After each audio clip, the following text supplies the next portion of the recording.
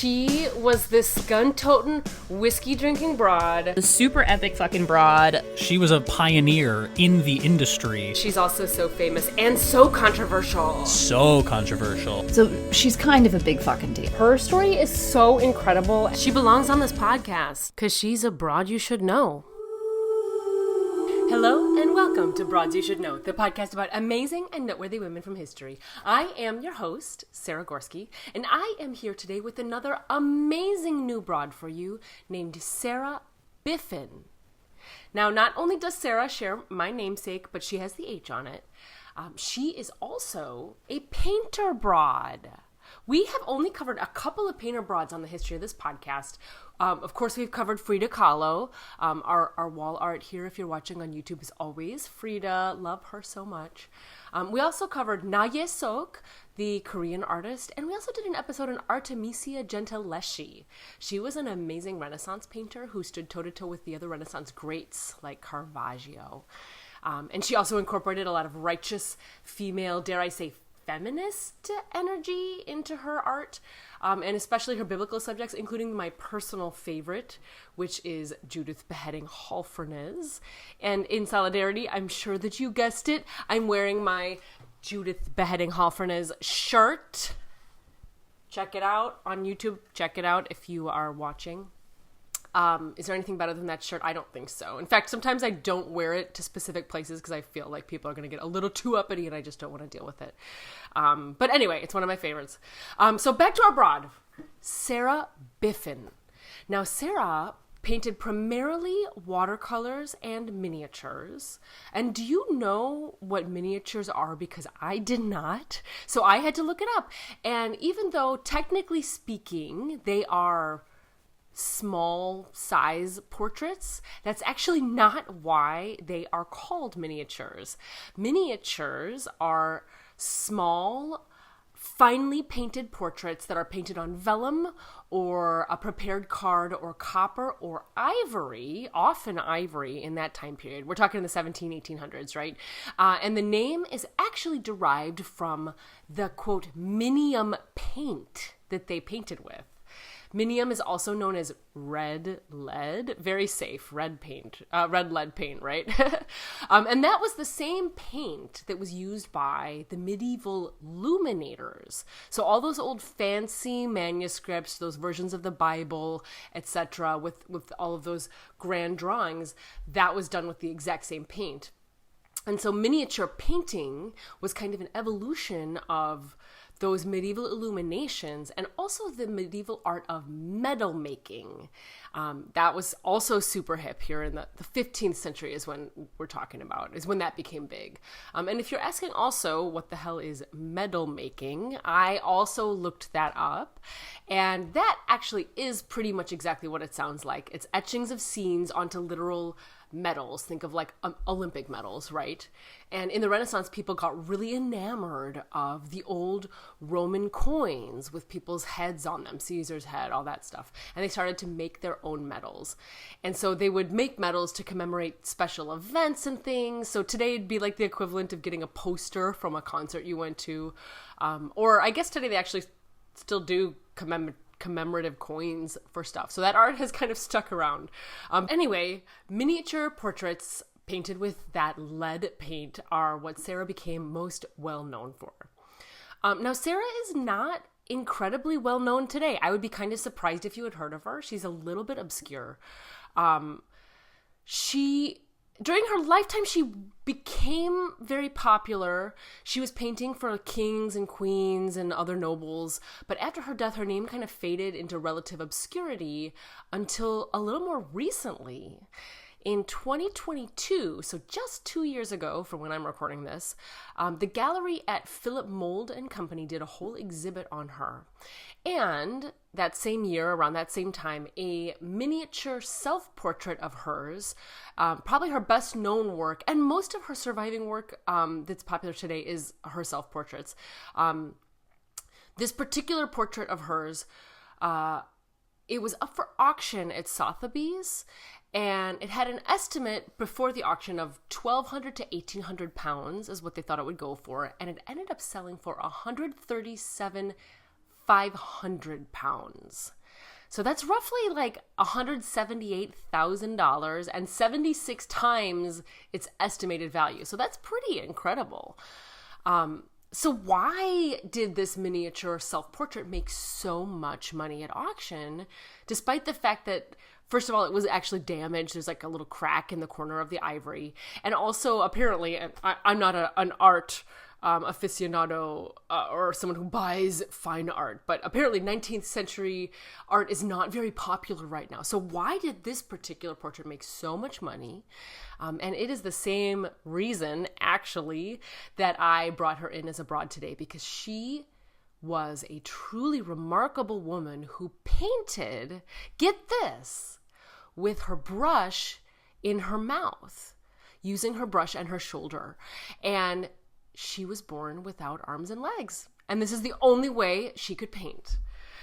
So she was born with a rare condition known as phocomelia or phosomelia. I'm not a doctor. I don't know how to pronounce that. And that is when the segmented part of a limb is absent. So the length of the arm is gone and the hands and the feet are more or less directly attached to the trunk of the body. A very rare disorder. And it actually, later on, if I was doing some reading, later on that disorder was common with a particular terrible drug that they gave to women if they were pregnant. They had a lot of birth defects that had that. But back in Sarah's time, it was just a rare condition.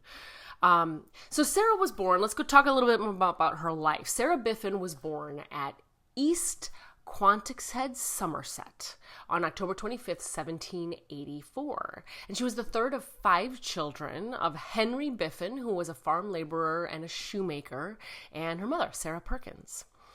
And her baptism register recorded that she was, quote, born without arms or legs. So at the tallest in her entire life, Sarah was only about 3 feet tall. Sources indicate that her parents kind of didn't know what to do with her.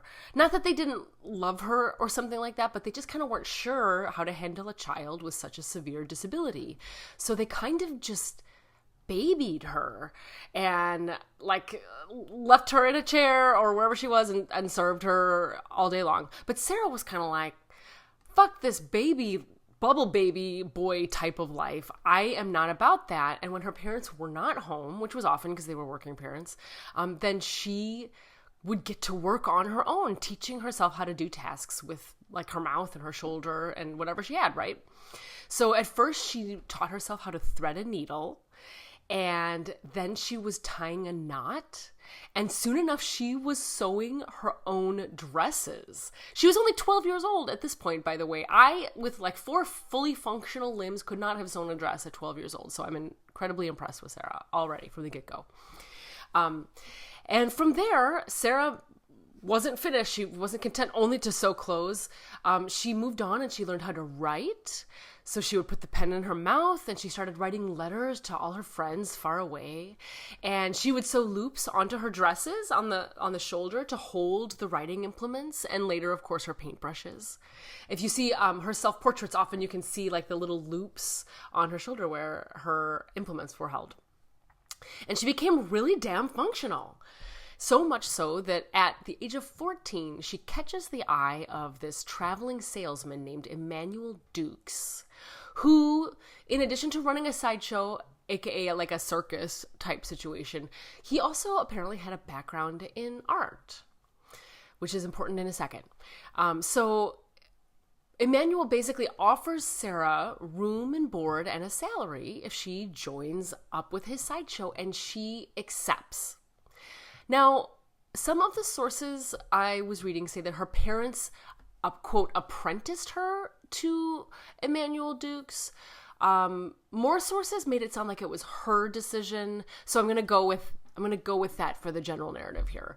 But Emmanuel puts her into his sideshow, and she is called, quote, the astonishing curiosity, and, quote, the limbless wonder, and also, quote, the 8th wonder. You know, the 7 wonders of the world. The 8th wonder was Sarah.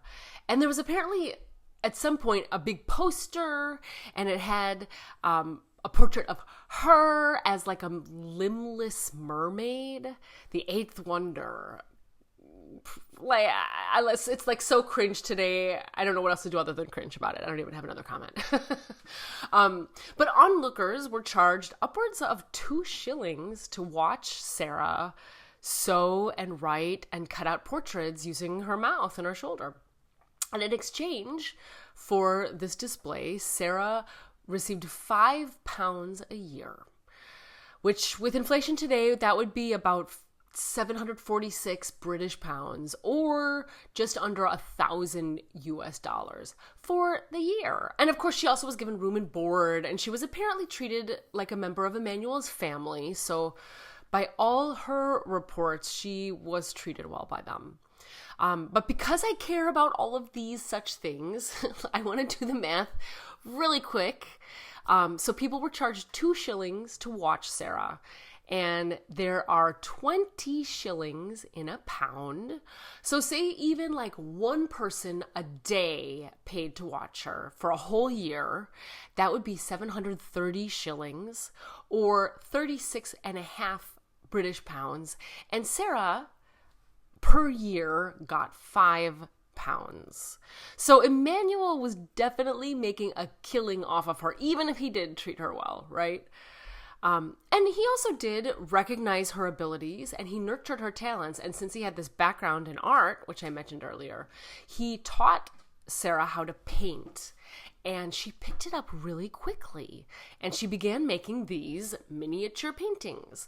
And Emmanuel would turn around and he'd sell them for 3 guineas a piece. A guinea, by the way, also, because I had to look these things up because I don't remember. A guinea is a little bit over a pound, a little more than a pound. So he made a lot of money off of her.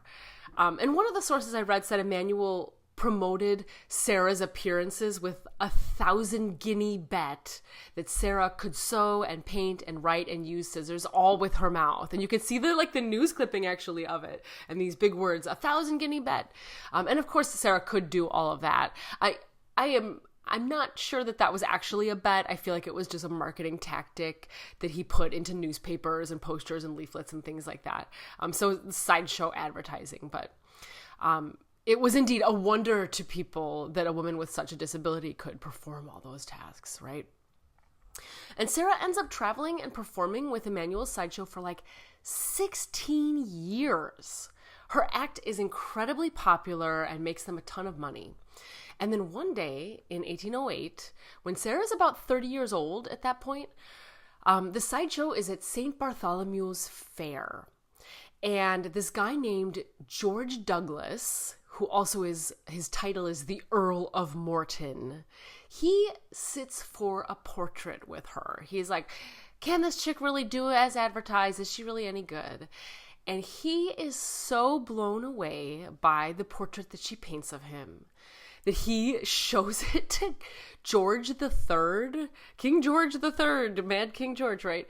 And King George is equally impressed. And the Earl becomes her kind of like number 1 fan. And he also becomes her first patron. If you'll recall, patrons, much like that's where Patreon comes from. They were wealthy people who would support artists to live, kind of pay them like a salary or pay them some money at least so that they could do their work and paint and still eat and have a roof over their head. So George, I should say George Douglas. So I'll just say the Earl of Morton. So the Earl sponsors her painting lessons with this famous royal miniaturist named William Craig. And the Earl starts introducing her around to all of these wealthy elite. And eventually he convinces Sarah to leave the sideshow and come to London. And this is like a particularly interesting note in Sarah's story because apparently she was extremely hesitant to leave Emmanuel Dukes in the sideshow. It seems like at least partially she may have thought that her contract with him was for life, the thing she signed at 14. Oh my God. And then she thought maybe she couldn't get out of it. Or maybe she felt obligated to stay since they'd been caring for her for so long. Or maybe she was worried and nervous about striking out on her own. I'm guessing likely it was some sort of combination of all of those, right? But eventually she does decide to go, and she leaves the Dukes and her sideshow lifestyle for good. And she sets up a studio in Bond Street, London, in 1816. And she begins officially taking commissions. She kind of already was, but now she's really doing the thing. And she ends up becoming very popular. She paints portraits for all of the royals: George III, George IV, William IV, Queen Victoria, Prince Albert, many, many, many more famous at the time folks. And she ends up traveling to Brussels, and she becomes the miniature painter of the Prince of Orange and Princess Augusta. I think these are famous people in that time period. I hadn't heard of them, but that doesn't mean anything. She also went to Holland, and she was an official artist in the court in Holland, the royal court there. And she also would have studios in Brighton and Birmingham and Cheltenham and Liverpool eventually. In 1821, she was awarded a silver medal by the Society of Arts. And you can see the medal in some of her self-portraits. She's wearing the medal along with those loops on her shoulder. You see the medal. Her work was exhibited in high-profile settings, the Royal Academy, all of these famous places. And her name gets to be like a pretty oft-mentioned name. She is mentioned by Charles Dickens in like 3 or 4 of his books. And it's worth noting that Dickens never mentions her in ways that are acknowledging her ability and her achievements. So that's a little cringe. Around 1820, also, her disability, being limbless, was the subject of mockery in a poem by Thomas Hood called The Mermaid of Margate. So highly disrespectful.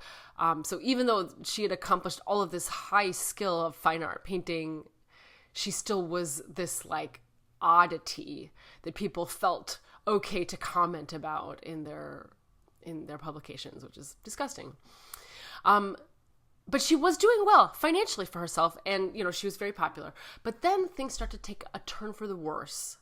And it is a little bit unclear exactly what happens, like the exact chain of events.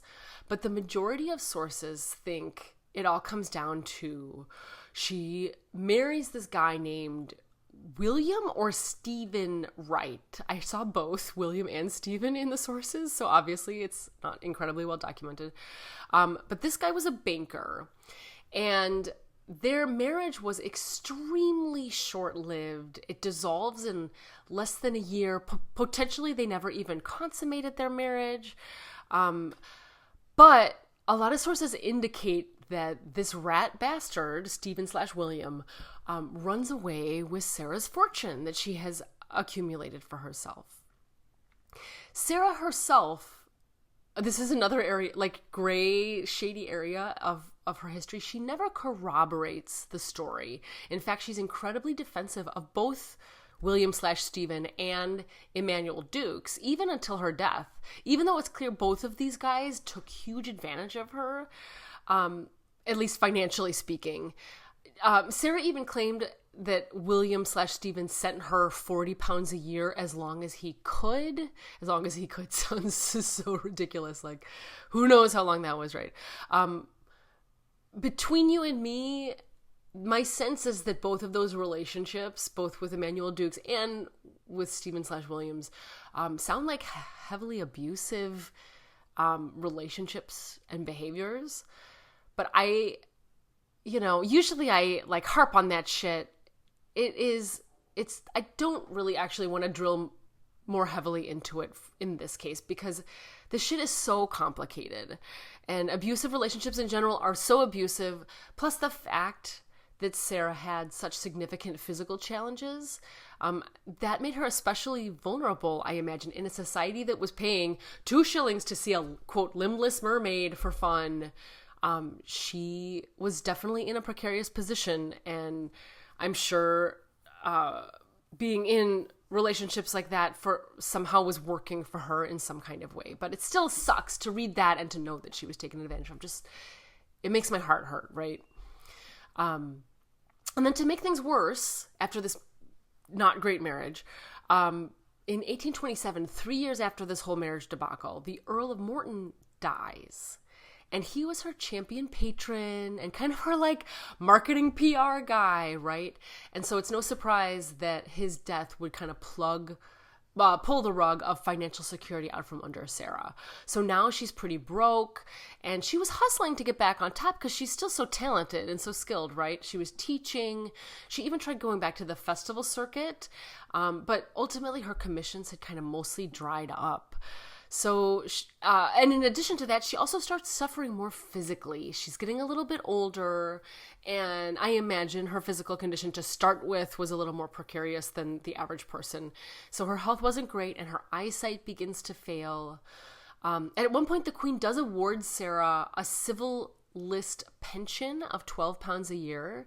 I had to look this up because I hadn't really heard that term before. A civil list pension is a small payment given to people who have made notable contributions in the arts, sciences, or literature. Or sometimes that payment would go to their widows or dependents, right?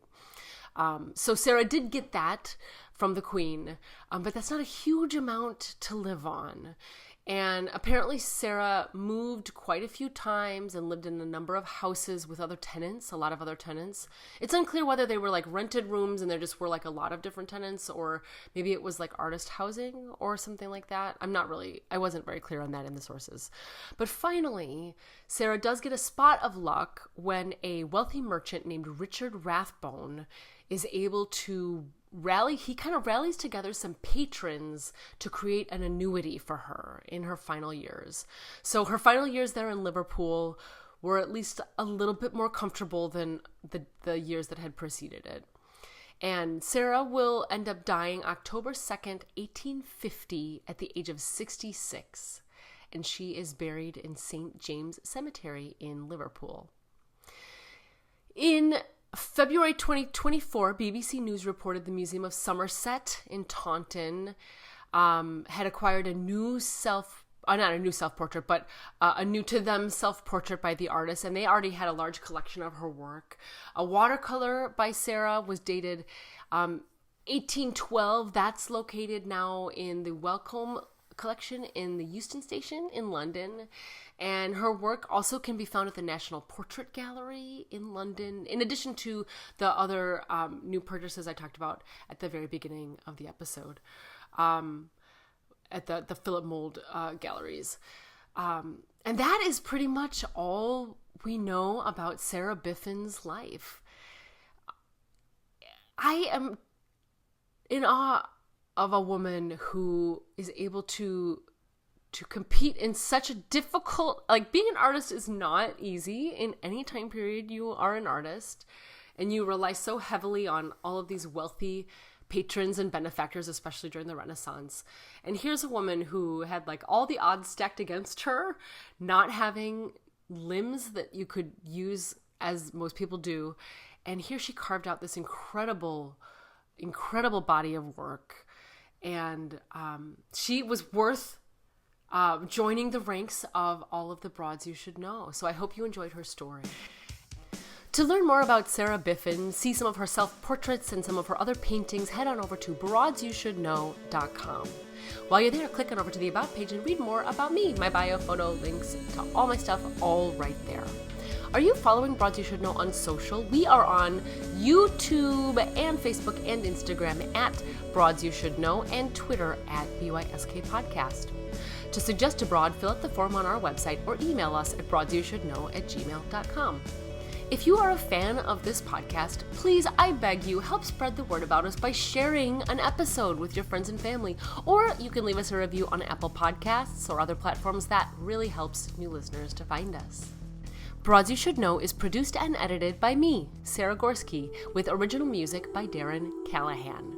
Finally, if you really enjoyed Sarah Biffin's story, then I highly recommend you check out a few of our other broad episodes that are similar. We've got some other artists I mentioned at the top. We've got Frida Kahlo, Naya Sok, and Artemisia Gentileschi. And then we also have a few other disabled broads you should check out, including Virginia Hall, the one-legged World War II spy, and Vishpala, the Indian warrior queen who had the first prosthetic limb in recorded history. See you next week for another Broad You Should Know.